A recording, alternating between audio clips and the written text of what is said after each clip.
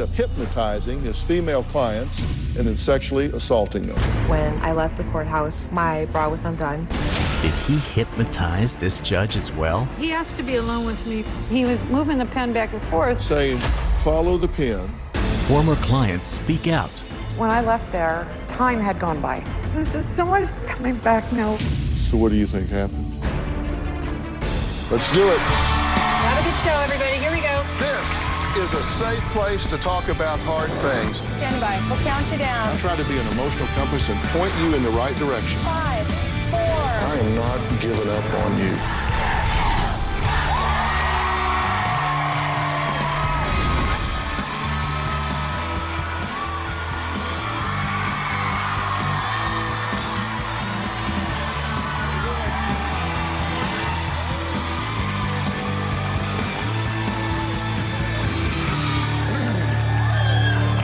Okay, I want you to imagine with me for a minute having a legal problem.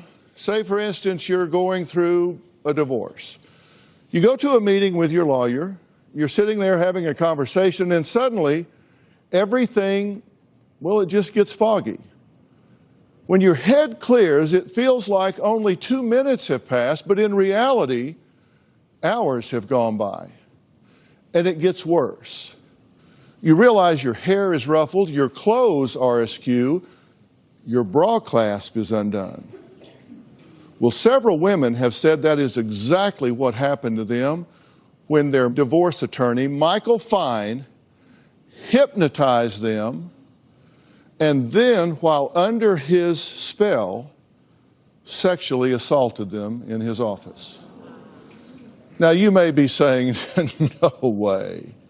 This is impossible. Hypnosis is a parlor trick, mumbo-jumbo, hocus-pocus.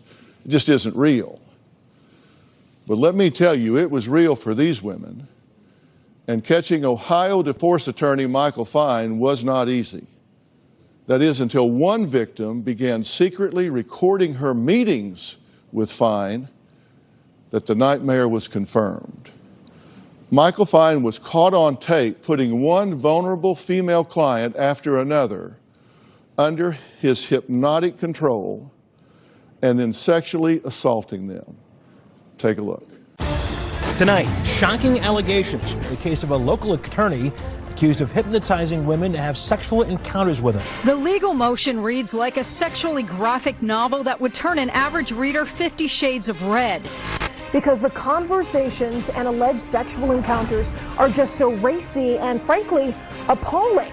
This is probably not a story you want the kids in the room for.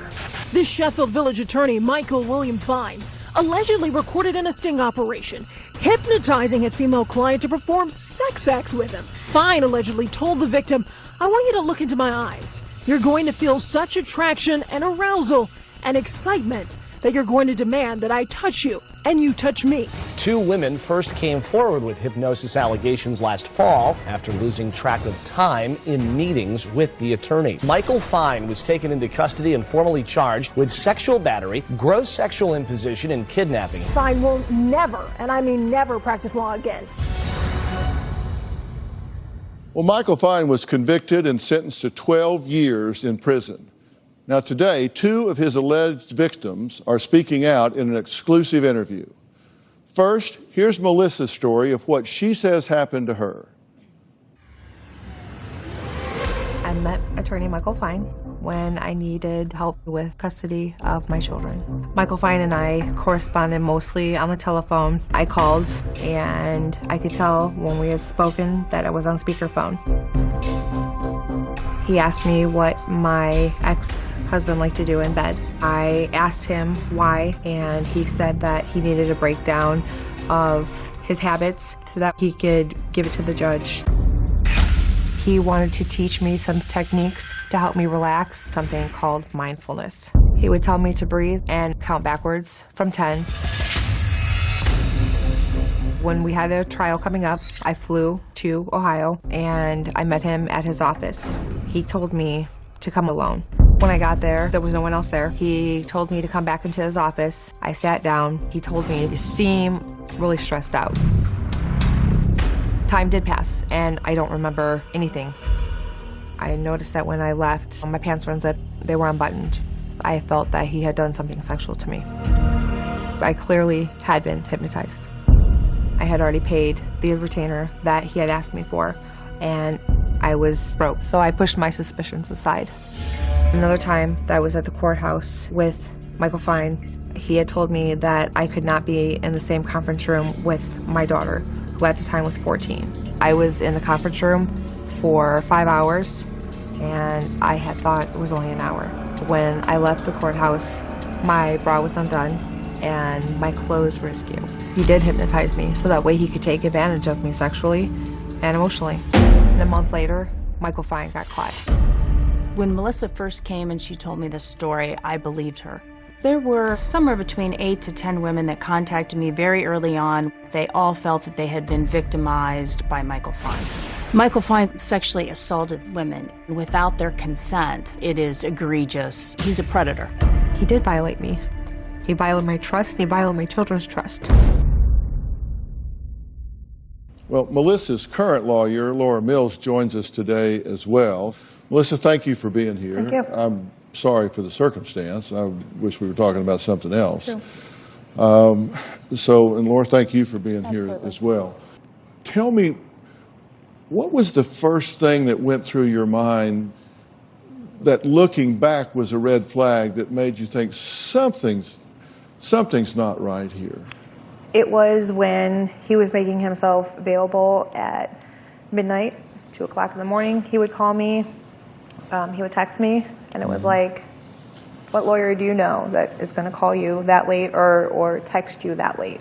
Was it all business, or was he being personal with you at that point? It was business in the beginning of the call, and he quickly went on from that to personal issues. How did he bridge from legal consult to that sort of more personal psychological world? Well, he knew that when we talked, I have high blood pressure, and when I get nervous, I talk quick. So he says, listen, this is what I can do. I will help you because I know it's stressful, and what I'm going to do is I'm going to teach you some techniques that will help you relax. So when you go into the courtroom or you go and you talk to the judge or whomever, then people are going to listen to what you have to say. You needed him to protect your access to your children. Correct. And he knew that. He did. That was his leverage over you. Exactly. You needed him. You had to have him. Exactly. And you had paid him all the money you had. Yes, I did. This person has got you under their thumb. Right. And in a sense, this is a power transaction. Yes.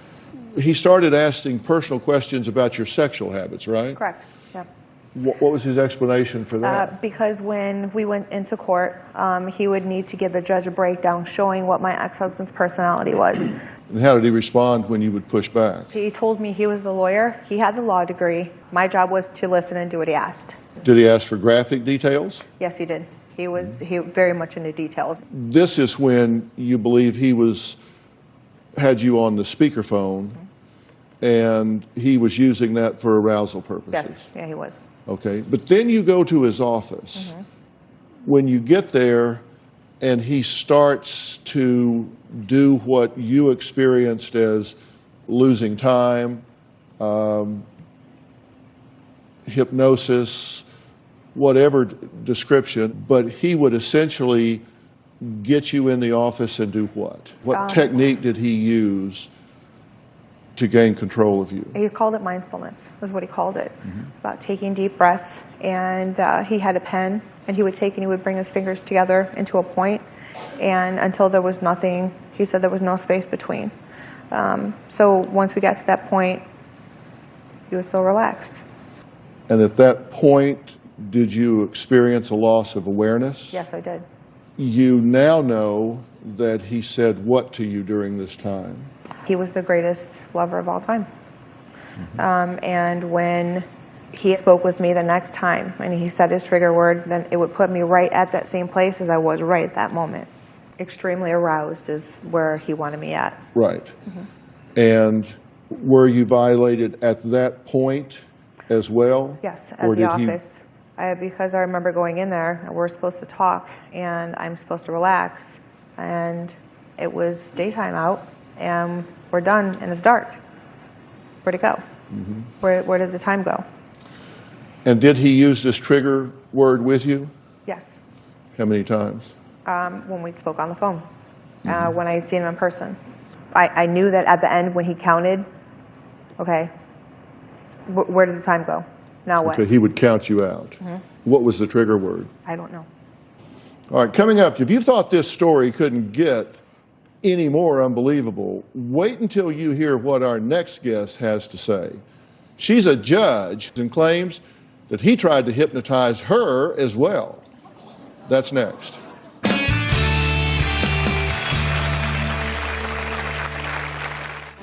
He asked to be alone with me, which I found unusual. Just the two of us. I think he was trying to unethically influence me by hypnotizing me. And later, you feel like you were given some type of a drug. When I left there, time had gone by, and I couldn't find my way home. It took me 25 minutes to get there. It took me 2 hours to get home. So what do you think happened? Since Michael Fine took advantage of me and he hypnotized me, my life, it's not the same as it was before. I have absolutely no trust for anyone. I will not be alone with someone. I don't care who it is. The door has to be open. Someone has to be with me. I've had panic attacks. Michael Fine made my life a living hell. It is a criminal case with a shocking headline. An attorney convicted of hypnotizing his female clients and then sexually assaulting them.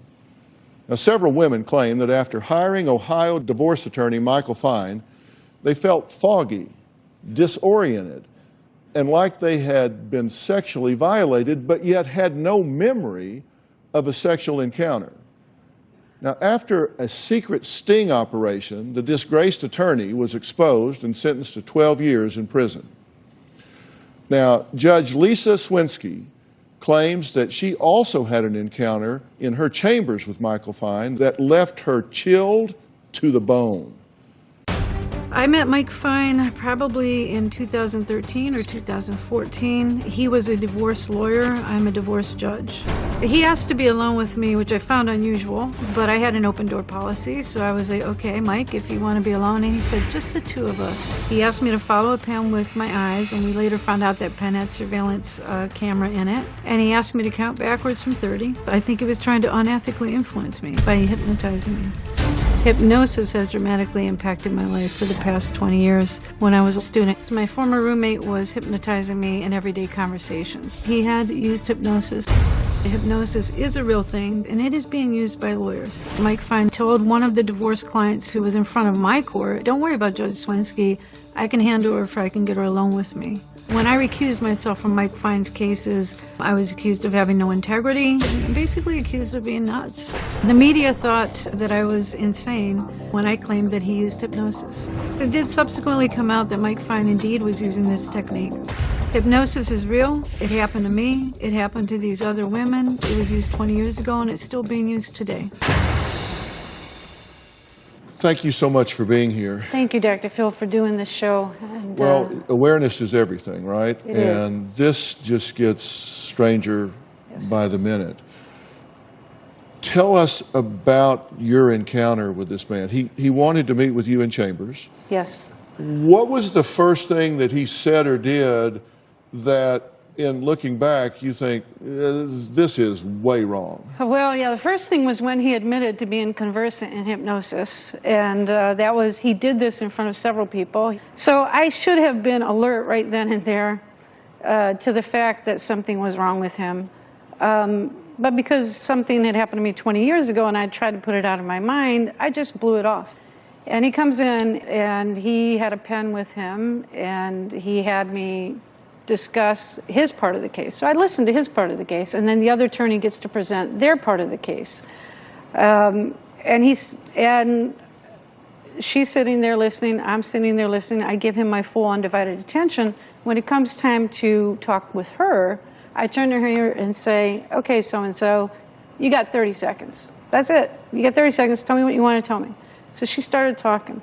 And I just started counting backwards from 30. I said 30, 29, 28. I was looking at Mike Fine, and he was doing this thing with him. And I said, Mike, stop that, you're freaking me out. But I kept counting backwards. And then when the 30 seconds was up, I turned to the other lawyer. I said, your time's up. Sorry. You know, it's the end of the settlement conference. And we left. That is so unlike me. For me to have blown off another lawyer like that, again, another sign that should have been a red flag for me. Okay, well, what happened that got you to do that? I think he had said, you'll give her 30 seconds to talk and you're not going to listen to her. And that would be my guess. And when did that when do you think he did that? I think he probably did that right there at the settlement conference, right there in front of the other attorney. Because if you are not cognizant of those techniques and what is being done, it can be done in front of people. And nobody would have a clue that this covert hypnotic technique was being used. And I think he was just bold enough and audacious enough to do it in front of the other attorney. You say he knew about some experience you had had Yes. with hypnosis previously. Right. My roommate had bragged, believe it or not, that he had used hypnosis to rape me and a couple other women, 2 other women. I thought he was crazy. I thought he was insane. First thing I thought was maybe he drugged me and something happened. But I didn't think that hypnosis worked. I didn't believe in it. I went to have a rape kit, found out, indeed, I was probably raped, which was stunning. The detective that I spoke with said, whatever you do, don't tell anybody because they're not going to believe you and you could end up getting yourself locked up. I got committed. Really? It was a 72-hour emergency hospitalization. Ironically, at the time, the university was running advertisements, learn how to hypnotize for fun and profit. And you said he had a pen. He did have a pen. I later found out it had surveillance equipment in it, and he was moving the pen back and forth.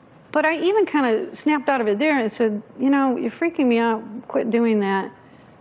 But it still wasn't enough to know that between what he had said about hypnosis and what he had pulled on me, that he was actually using this.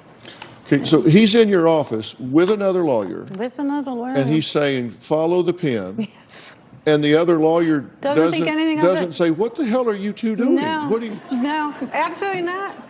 Michael Fine was secretly recorded by one of his victims. So what exactly did he say to get his clients under his control? Well, we're going to reveal what that is next.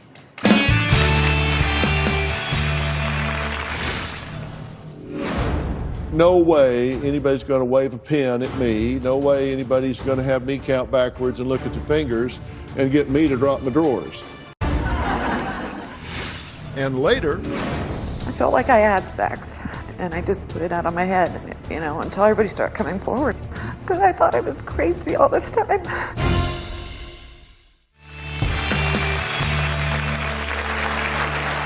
disgraced divorce attorney Michael Fine pled guilty to kidnapping and attempted kidnapping charges involving 6 women. So what exactly happened in his law office? And let me tell you, he was talking about this to people. He even talked about the judge to some of his clients. What did he tell you about this judge? He told me it was a great thing that Lisa Swensky was the judge that was on my case, because he said that he knew her very well, he knew how to work her, and not to worry about a thing.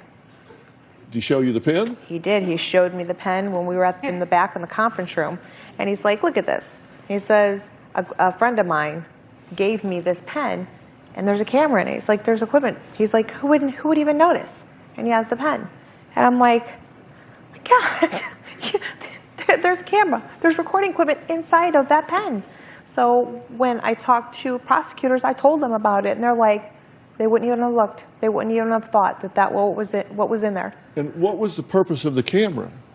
I think just to surveil, just to have surveillance video. I think he liked to keep trophies. There are recordings of Michael Fine hypnotizing his clients according to court records.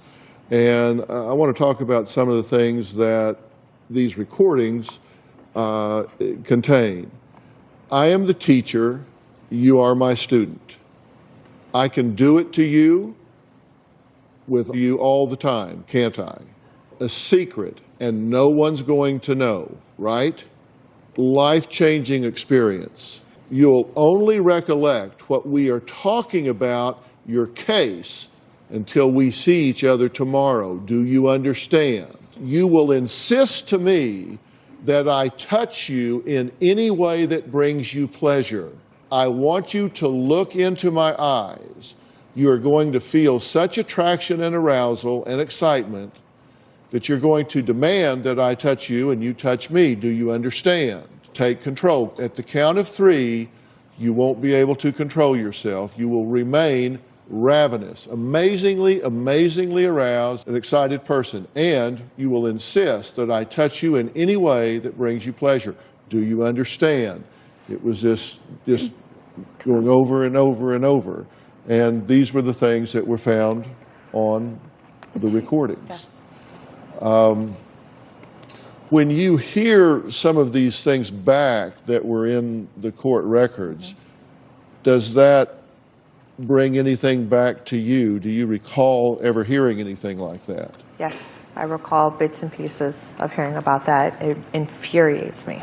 Laura, when he pled Yes, to these counts and is a registered sex offender, right? that's correct. For 25 years, he'll be a registered sex offender. For 25 years. Judge, in your experience, do people plead to things like this if No. they didn't do it? I mean, the guy's 57, so this is going to take him to 69, Yes. and he's going to be a registered sex offender virtually for the rest of his life. Correct. And I did criminal defense work before I was a judge. My husband still does criminal defense work. You don't normally plead. There are a lot of times that you might plead when you haven't done anything or that you've done some version of it. But if you're 57 years old, you're not pleading to this type of case that you could have taken to trial, given all of the naysayers, knowing that you're going to do 12 years in prison. So my guess is that there were a lot of other women that he was afraid might come forward, and that might be a good reason to plead and get it over with. That's just my guess. Yeah. So what is alleged in the civil case? Civil case has a number of claims in Melissa's case. Some of the counts sound criminal in nature, assault and battery terms that we hear.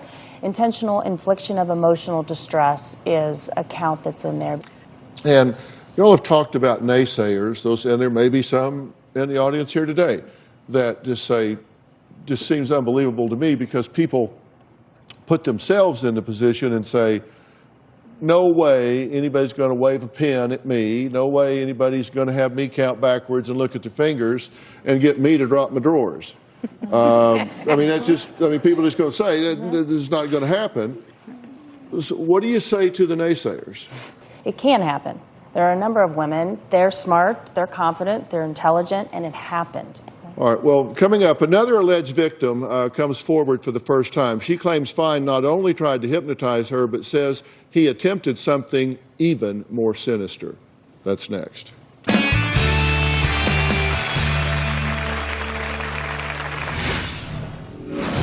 One day I went to see Mike Fine in his office. Everything was dark, and he invited me to go downstairs. He said, "Would you like some tea?"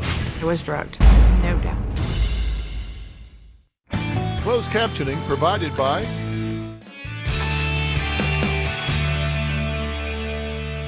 Our next guest, Debbie, says she also hired Fine to help her with her divorce and claims when he couldn't hypnotize her, he found another way. Mike Fine was my attorney for 4 years. As my attorney, Mike Fine did a lot of inappropriate things. I'd walk in and he'd come and give me a hug where I felt like he's feeling my breasts. I suffer from severe panic disorder, and Mike Fine told me that he had a solution and talked to me about guided imagery. He would do that over the phone with me. After I got done doing these sessions with him, I would feel floaty kind of sensation, but thoroughly relaxed. One day I went to see Mike Fine in his office. When I arrived, I knew something was strange. The receptionist wasn't there, everything was dark, and he invited me to go downstairs and that we were going to take the meeting down there. He said, "Would you like some tea?" And he went upstairs and made the tea and brought it downstairs, and I drank the tea. The next thing I remember, I was using the restroom, and I had a feeling he was standing outside the door. I remember seeing the pattern of the tile on the floor. I kept fixating on that. I believe when I was in the bathroom, Mike Fine did come in. Although I don't have a memory of it, I think I have some pretty good evidence that he was in there. On the drive home, I was feeling a little sore down there, and I just chalked it up to being the night before with my boyfriend. I was very disoriented, and for the life of me, I could not find my way home. And I 100% believe that I was drugged, no doubt. When this happened, I never reported it. About a year later, my friend called me and she saw him on the news. An arrest this weekend of that Sheffield Village attorney accused of hypnotizing clients. I was shocked because all those red flags that I let go were coming up. This really did happen. Okay, so again, I'm so sorry that you've been through this. Why did you hire this attorney? I was going through a divorce. How many times had you seen him when this happened to you to the point that you thought, I don't even know how to get home. Something has happened to me here. That was on the last particular time I went by myself. But how many times? I had had been to his office many times, but I was never alone. Mm-hmm. But then this time, you feel like you were given some type of a drug, right? Absolutely. Mm-hmm. When I left there, time had gone by, and I couldn't find my way home. It took me 25 minutes to get there. It took me 2 hours to get home. I didn't know where I was. I was very confused. I called my now husband and told him that I was lost. He accused me of having sex with him because he had overheard him saying things to me. Just so much things are coming back now listening to the other girls too, that because I thought I was crazy all this time. Mm-hmm. How long has it been since this happened to you? 2013 was the episode that I knew something was wrong. When I felt like I had sex, and I just kind of put it off because I had sex the night before. And I just put it out on my head, until everybody started coming forward and I start figuring out all these red flags, that I just missed. So what do you think happened? I'm pretty sure that he did something. How hard was it for you to come here? And I watch you all the time and I know what you say to people. And you said, I'm never going to leave you, and you stay with people and you follow through. And I just thought you were honorable. And that's why I said, I'll do it. It's like, they're tears really of validation and embarrassment. Because this is a story that's hard to believe. Come on, Have you been self-medicating? Yes, I have. Alcohol? Alcohol. How much? Well, it got pretty bad, and then I'm drinking daily. It takes away the pain and you forget, you just don't care anymore, I care. Thank you. We all care.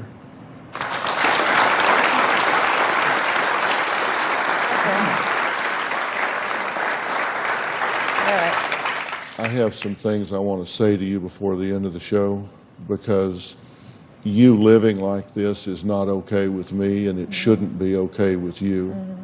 And we're going to talk about that before the end of the show, okay? Okay. All right, coming up, the fact that this man was able to hypnotize women without them even realizing it is scary, and something that you may never have thought possible. But is it something that you need to worry about? I'm going to explain how this happened, and we're going to speak to a hypnotherapist after the break.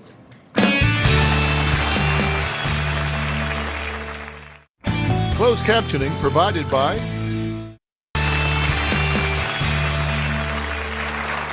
I know many of you are wondering, how on earth could this happen? Well, I'm going to explain how it is possible that a woman going to a legal meeting could wind up being under control of someone else, could be passive enough to be sexually assaulted against their will. Now, joining us now is John Sahakian. He is a licensed hypnotherapist based in Los Angeles. So, John, you have devoted your career to hypnotherapy, which is a very valid approach to the intervention of many disorders and management of mental illnesses. Shed some light on this situation so people can understand the transaction that went on here. I think there's a small percentage of people that this can actually happen to. Most of us can just snap out of it. It's actually a state of amplified awareness. You're very alert, but you're very relaxed at the same time. To the naysayers that go, I don't believe it, can't happen, I would never be in that situation, what do you say to those people? I say it's possible. There is such a thing as hypnoamnesia, where you cannot remember what happened. Very small percentage, but of people. But I would say stay alert and aware, and have someone with you. What I want people to understand is I don't want people to get caught up in a matter of semantics here. Because as you know, having devoted your career to this, that there's no one definition of hypnosis, for example. What we're talking about here is a power transaction, because you're in a context here where there's extreme vulnerability, and these people are being groomed just like a predator, a pedophile would groom a child. And the vulnerability is there, the control is there, the threat is there, the desire to please the person is there, both consciously and subconsciously, for fear of losing their most prized possession, their children.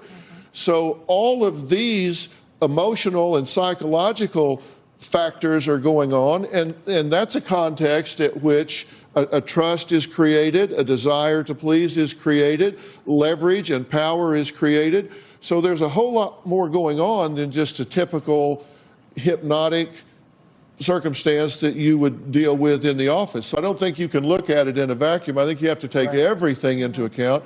And when you look at the relational and the environmental and the leverage that's going on, it's a whole different situation. Whether you call it hypnosis or grooming, whatever you call it, when all of these things come, you have a perfect storm for a woman caught in their most vulnerable position. And then it's not so hard to understand. Agreed, absolutely. Very well articulated. All right. Coming up, the man who defended Michael Fine in his criminal case joins us. What does he say about his disgraced client? That's next.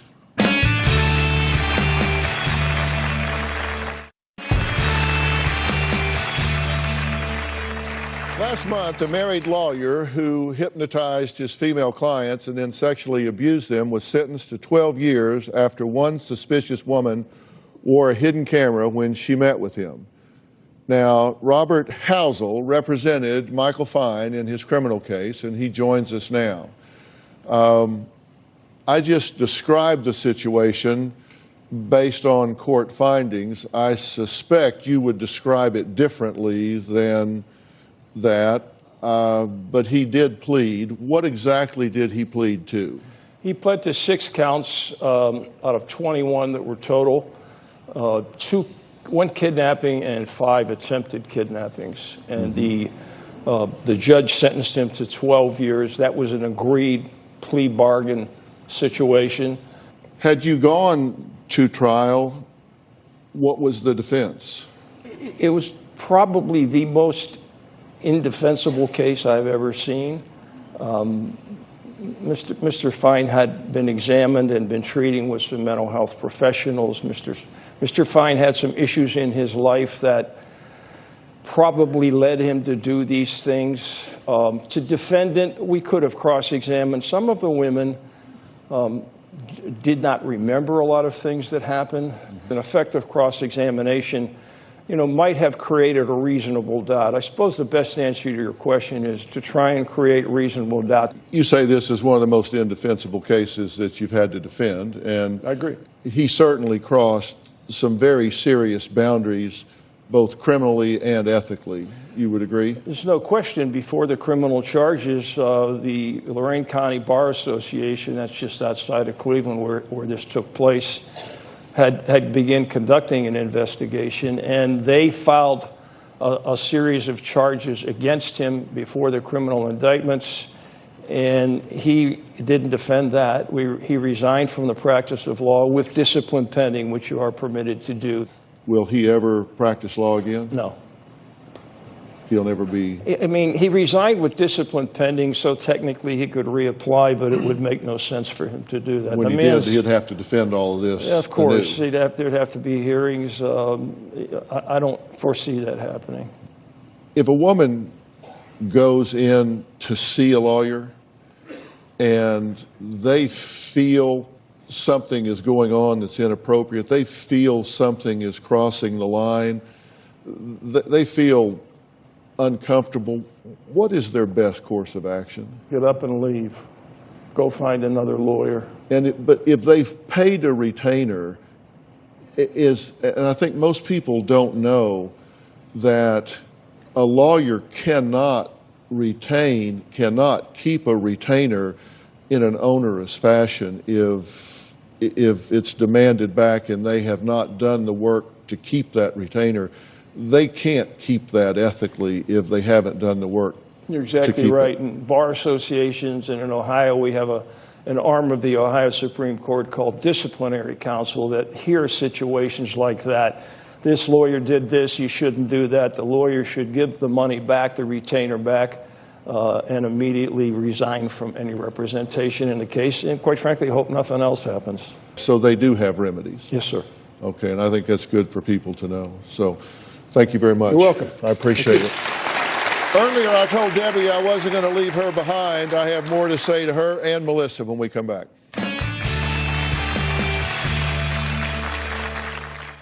The main thing that, I always try to focus on is this. The past is over.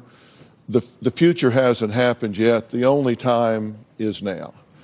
Not even God can change what has happened. But what you can do is make choices about where you go from here. I always tell people that when you come to the Dr. Phil show and you sit down with me and we say goodbye, that's not the end of our relationship, it's the beginning. And there's something that I want you to do. One of the resources that we use here that I have an awful lot of confidence in is a resource called OnSite. And OnSite is a terrific organization. It's located in Tennessee on a beautiful ranch. And they do very intense workshops for people that have been through trauma. I've made arrangements for you to go there and spend the time necessary for you to find yourself and get yourself back where you need to be for you and for your family. Thank you. And I want to make that as a gift to you. And I want to talk to you as well. We didn't talk much about this, and I have not diagnosed you, and in order to do so, I would have to go through a whole lot of things that I haven't done here. But I'm going to tell you what would be on my short list of considerations. One would be a very acute anxiety neurosis, panic attacks, post-traumatic stress disorder, and a chronic depression. Correct. I would roll all of those things up, and that would be on my short list of considerations if I was going to start diagnosing you. And that would be before I got to alcoholism. I want to send you to a dual diagnosis treatment program. Okay. And when I say dual diagnosis, you have to stop self-medicating. So what I want to do is send you to the Hanley Center. which is part of the Origins behavioral program. And these are folks that deal with gender-specific dual diagnosis treatment to get you where you need to go. We're going to start by evaluating you neurologically, hormonally, biochemically, psychologically, and let's get you back in control of your life. Oh, that'd be great. Will you immerse yourself in it? Okay. Fair enough? Okay, fair enough? Okay. All right. I want to thank all of my guests today, especially Melissa and Debbie, for having the courage to tell their story. A special thanks to Onsite and Origins Behavioral Health Care for helping these women. I'll thank you. We'll see you next time.